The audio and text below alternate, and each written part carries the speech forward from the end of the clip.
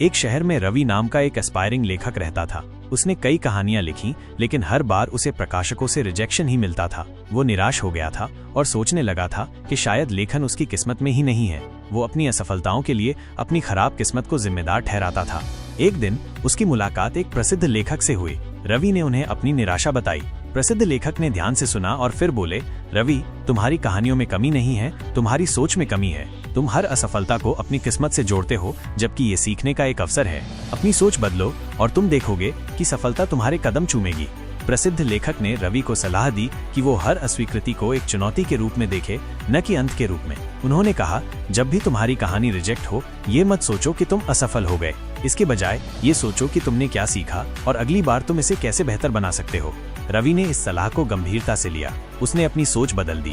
जब भी उसे कोई रिजेक्शन मिलता, वो अपनी कहानी को ध्यान से पढ़ता, गलतियों को सुधारता और नए सिरे से लिखता। उसने विभिन्न शैलियों में प्रयोग करना शुरू किया और अपनी लेखन क्षमता को निखारा। धीरे धीरे उसकी कहानियों में परिपक्वता और मौलिकता आने लगी। कुछ महीनों बाद उसकी एक कहानी एक प्रतिष्ठित पत्रिका में प्रकाशित हो गई। फिर एक के बाद एक उसकी कहानियां प्रकाशित होने लगी और वो एक सफल लेखक बन गया। रवि ने महसूस किया कि उसकी सोच का बदलना ही उसकी सफलता का असली कारण था, न कि किस्मत। इन कहानियों से हमें ये सीख मिलती है कि हमारी सोच में बहुत शक्ति होती है। अगर हम अपनी सोच को सकारात्मक दिशा में मोड़ें, तो हम अपनी चुनौतियों को अवसरों में बदल सकते हैं और अपने सपनों को पूरा कर सकते हैं।